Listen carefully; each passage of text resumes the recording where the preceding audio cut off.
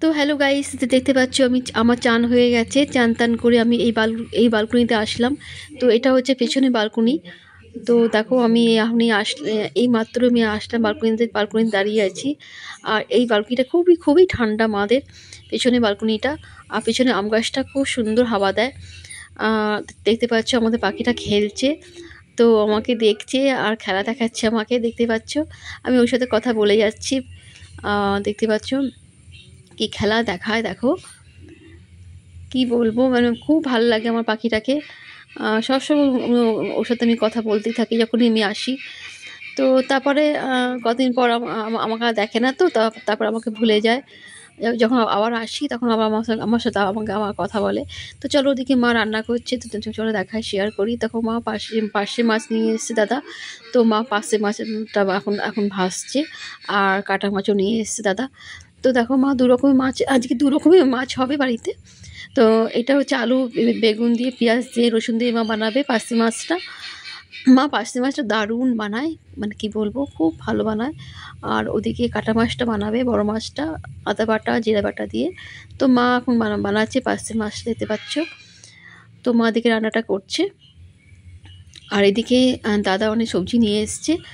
তো আমি এখন সবজিগুলোকে আমি সব গুছিয়ে গাছিয়ে রাখছি। তো মাকে বলছি সব আমি গুছিয়ে রাখছি।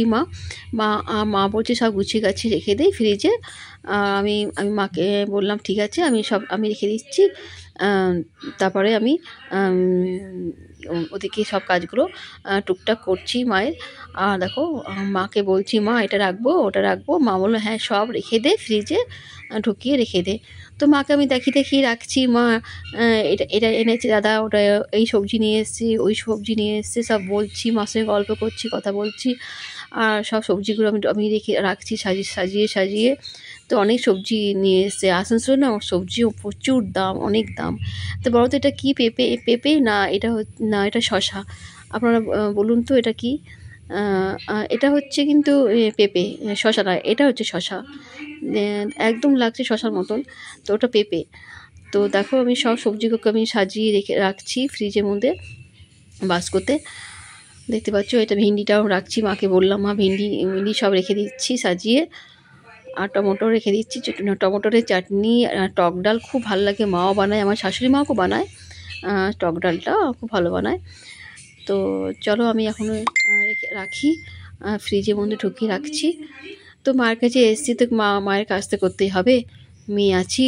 আর মায়ের শরীরটা একদম ভালো নেই, ওই জন্য আমি 2-4 দিন আমি মায়ের কাছে থেকে গেলাম। মায়ের শরীরটা একদম ভালো নেই। তো ওই জন্য আমি মার কাছে থাকলাম 5-6 দিন 7 দিন। মাকে তো দেখতে হবে, হেল্প করতে হবে। বাড়িতে তো কাজ করতেই হয়, অনেক কাজে করি বাড়িতে। বাড়ির কাজ তো করতেই হবে।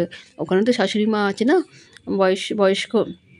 যাই হোক, তো মার কাছে এসে মায়ের হাতে করছি। ওদিকে মাসি কাজ করছে, দেখতে পাচ্ছ। মাসি চলে এসেছে কাজ করতে। তারপরে আমাদের দুপুরের লাঞ্চ দেখো হয়ে গেছে, এবার আমরা খাবো। তো দেখো মা কী করেছে, দেখো অনেক কিছু মা করেছে।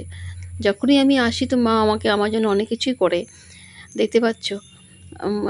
দেখো মেয়ে তো মা বলে না, বাড়িতে তো খাস, এখানেও তো তোকে দিব, আসিস কদিন, 2 দিন 3 দিন থাকি চলে যাই। তো মাকেও দেখতে হয়, কাছে আছে তো চলেই আসি আমি মাকে দেখতে। আর মন খারাপ হয় না, আর চিন্তাও হয়, টেনশন হয় মা কেমন আছে না আছে। এখানে ছোটদা আছে, আর 2 দাদা থাকে দিল্লিতে, বৌদি ভাইজি সব থাকে দিল্লিতে। তো ছোটদা থাকে মাকে। আর দেখো এখানে মা বানিয়েছে পার্শে মাছটা, দারুণ হয়েছে, গন্ধটা হেভি এসছে। আর বেগুন আলু দিয়ে শস্য দিয়ে বানিয়েছে মা কাটা। আর এটা হচ্ছে থোর। চলো আমি এবার খাওয়া শুরু করে দিয়েছি। তো দেখতে পাচ্ছ এটা হচ্ছে ডাটা দিয়ে বেগুন দিয়ে করেছে মা, দারুণ বানায় মা ওটাও। আর দেখো এখন আমি খাওয়া শুরু করে দিয়েছি। থোরটা খুব ভালো হয়েছে, হেভি হয়েছে। আর ডাটা দিয়ে যে চচ্চড়িটা হয়েছে ওটা খুব ভালো হয়েছে। তো আমি খাওয়া শুরু করে দিয়েছি অলরেডি। দেখো পার্শে মাছটা দিয়ে আমি ভাত খাচ্ছি, দারুণ হয়েছে, মাকে বলছি চলো bye bye, tata, take care, bye by.